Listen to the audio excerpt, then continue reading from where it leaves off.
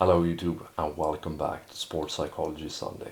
Today we're doing a more chill format, relaxed, maybe a bit longer.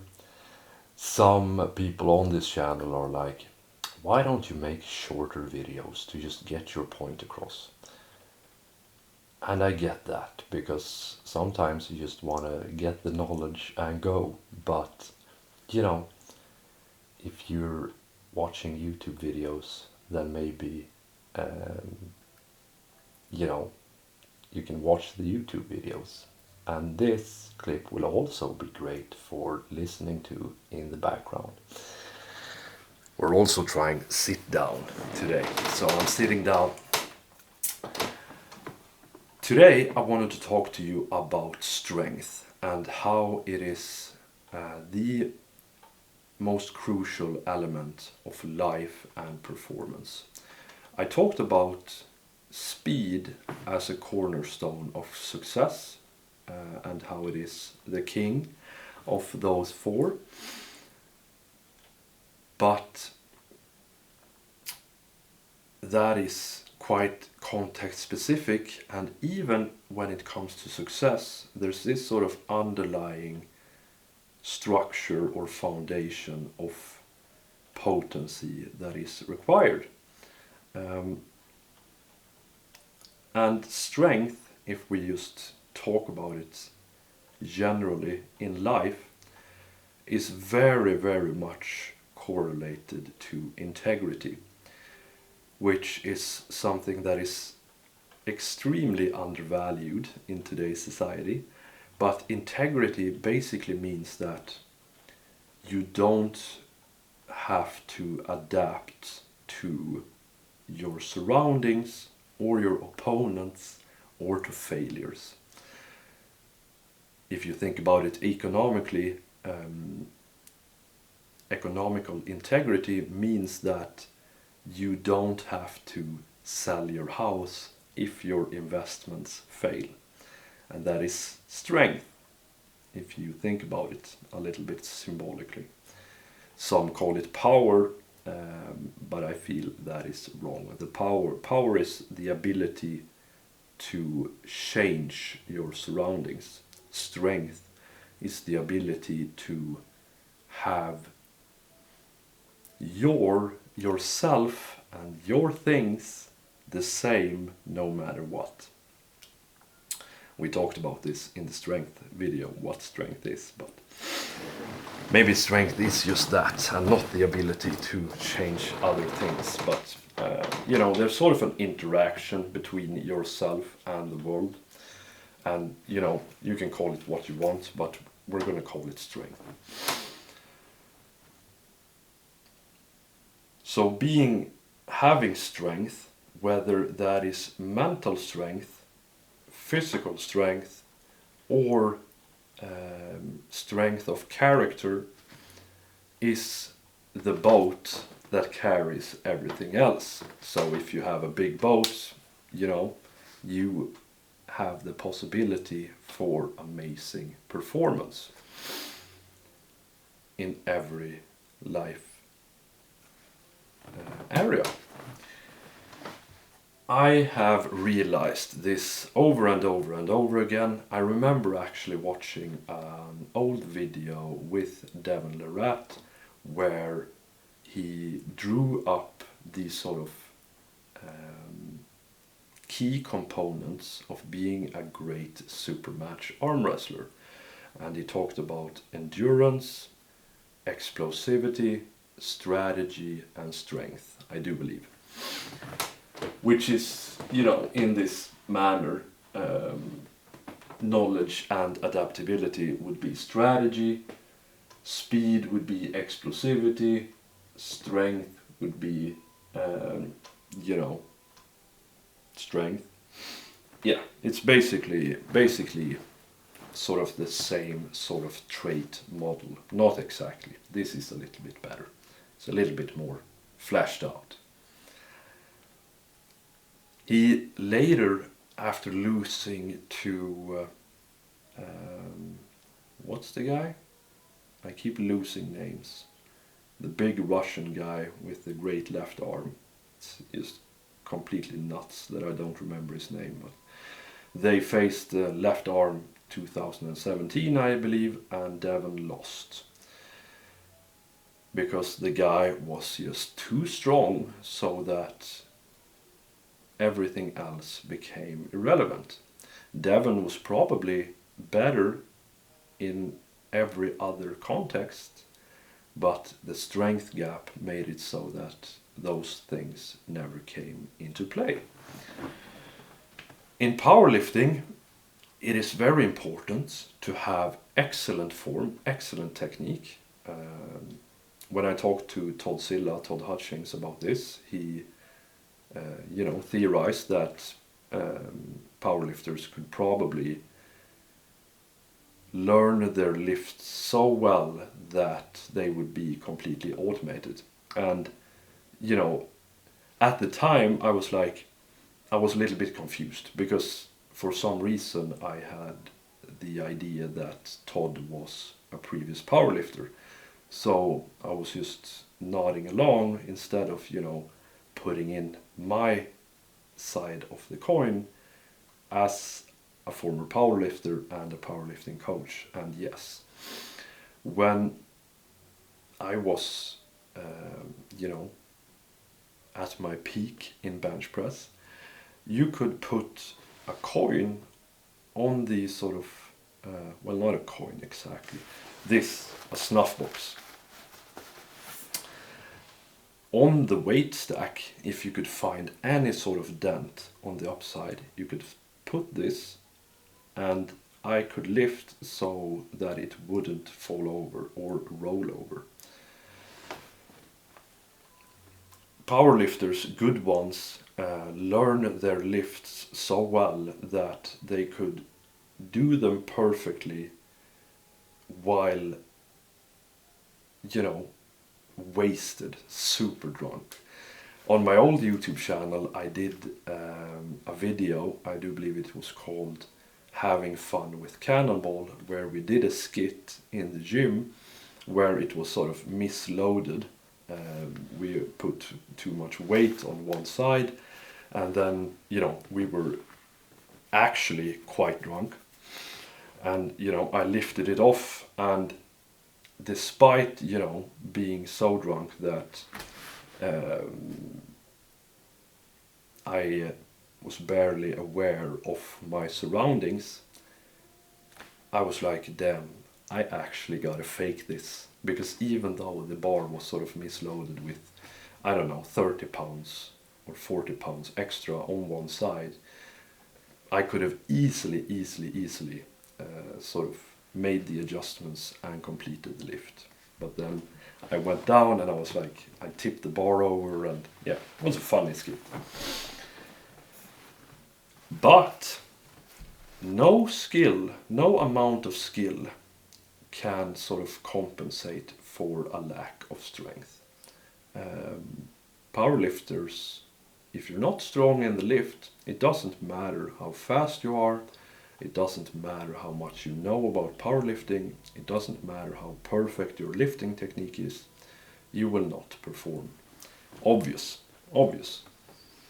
And we're not going to go into this sort of extreme way of thinking about it, where in arm wrestling, if you can just bench press 80,000 pounds, then you don't need to do anything, and you can't be a firefighter if you can't pick up 4 pounds off the floor. Obviously this is true, but it is irrelevant. So in arm wrestling, Devon learned it the hard way, and it is very obvious to in lower brackets, lower levels than Devon, but his model was of course based on reaching your sort of genetic potential in every aspect. After that fight, by the way, with the arm wrestling fight with what the fuck is his name? Yeah, it doesn't matter. he switched up his training from then onwards, and 8 years later he is an absolute beast strength-wise, and he doesn't have very good endurance at all, it seems like. Better than some other super heavyweights, but he doesn't worry about it at all. And he was known for having amazing endurance and using that in super matches. But yeah, in lower levels, it's just, a big, strong guy that has done arm wrestling and has a sharp pronation. A smaller guy could be the fastest and the smartest and know every technique in the world, yet the strong guy is just going to run him over. In firefighting, and the same is true in Brazilian Jiu-Jitsu, by the way, it's such a myth that smaller guys beat bigger guys. Yes, that is true if the smaller guy is a black belt and the bigger guy is, has done Brazilian Jiu-Jitsu for like a year, but I have friends that do Brazilian Jiu-Jitsu, and they tell me it's obviously a huge factor, strength and size. In firefighting, I've done quite a bit of firefighting. I've been a part-time firefighter for, I think it's 8 years now, or 7.5. I've been on somewhere between 200 and 300 events or alarms. I don't know what to call it in English. 200 of these have, or 80% or whatever, have been medical emergencies, mostly just old people that have a tough time breathing. But the remaining 50 have been everything from house fires, car accidents, motorcycle accidents, and breaches. And let me tell you something about breaching into a house. It is not easy. Doors, especially security doors in Sweden, are made to not be breached. And we as part-time firemen have quite a limited toolbox with us, because we have to be able to do anything, right? So we have to be able to put out fires, so we have the majority of our part is loaded with a big water tank. We have to be able to cut down trees that have fallen over the road. We have to do all of the medical stuff. We have to be able to dig, cut, so we don't have the sort of breaching tools that full-time fireman does, where they put in a drill through the door and then they put in stuff and just pull it out. We use a crowbar and a hammer. And despite me being quite strong, some people accuse me of you're not as strong as you say you are. Listen, I don't tell people that I'm strong. I've been in powerlifting and arm wrestling context and strongman context for most of my life.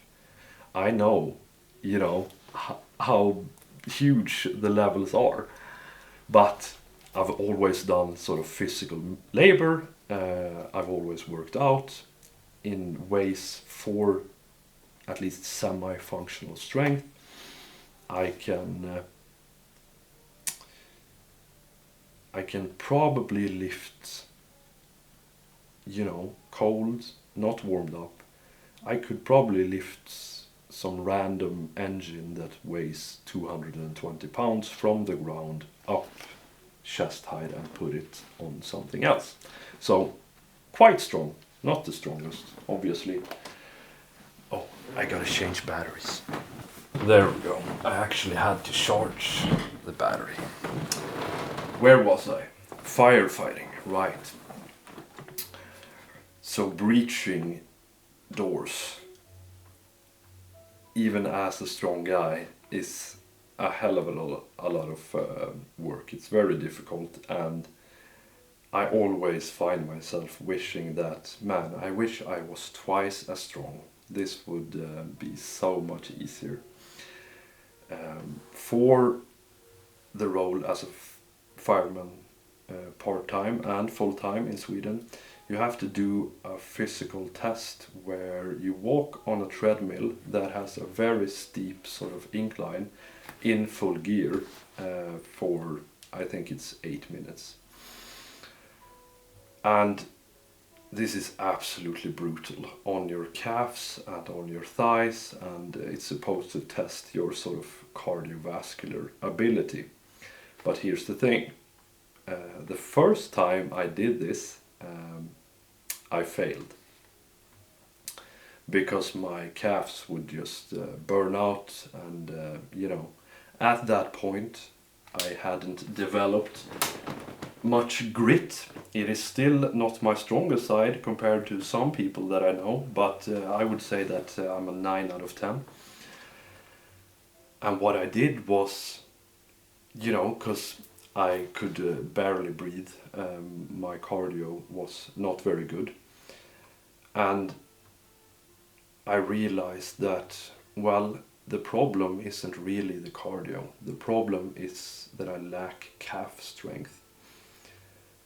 And when you are to do sort of endurance stuff, getting stronger is actually more helpful than developing cardio, because if you're strong enough, the weight doesn't bother you.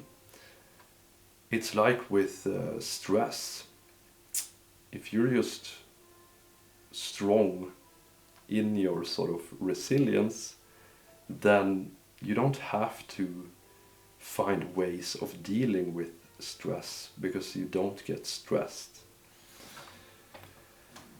In combat, obviously, strength is, absolutely vital. Whether that is strength in numbers or strength in sort of boxing. Because everything in boxing, for example, hinges on knockout power. Of course, Mayweather is a different example, but he still has knockout power, which is why someone can't just rush into them. So the skill of sort of dodging and stuff like that is based upon strength, because if you don't do the skillful stuff, you get knocked out. If you were to box someone that can't really hurt you, their skill would be inefficient, if not useless, because you could just walk right up to them and let them hit you and then hit them and win. And in general, in military life, carrying stretchers, carrying heavy gear, even shooting, if you're not strong enough to hold a rifle still, then you won't be a good shot, no matter if you're very good at it with a tripod or a bipod. So strength is always the key and the foundation. It just keeps popping up everywhere. When I talked to Todzilla and I asked him sort of what is the hidden structure of an arm wrestler, he answered adaptability. And referred to John Bersenk, which is the greatest arm wrestler of all time. But this rests upon the obvious knowledge, so obvious that it doesn't even have to be mentioned, that you have to be strong first. It's the same with the other athletes that I've asked. Several of them have answered grit. But you won't be the best in the world in anything strength related if you don't have the strength. And the moving example is one of the most practical and concrete ones. I have a stepdad who's always been very naturally strong, very strong hands, and in life you have to move furniture and stuff like that. And I quickly learned that strength when it comes to carrying furniture and stuff like that, and especially things that are so big and heavy that you need to be two people, it just becomes so unbelievably much easier when you're strong. Because then you can sort of ride with the other person. If they have to re-grip, you can stand there and hold it, no problem. If, there's always a little bounce or a rhythm to carrying things. And if you're both strong, then you just absorb it. If you have to carry something upstairs, then once the sort of weight gets unevenly distributed, it's fine. And you can both sort of steer, and the opposite of carrying, if you're not strong enough, it just becomes so chaotic and problematic because you can't move the way that you want to move. You can't move the thing around corners or over rails, and you have to put it down and re-grip, and you can't really unevenly distribute the weight. And that's a lot how I think about strength in life. If you have enough strength, you are able to absorb things. In a relationship, if you have enough strength, whether one of you falter a little bit or you have a bad day or whatever, it doesn't matter at all. I have friends that have partners that are much less potent and effective, less diligent and hardworking. But if you have one person that's very hardworking, very strong, it's not a problem.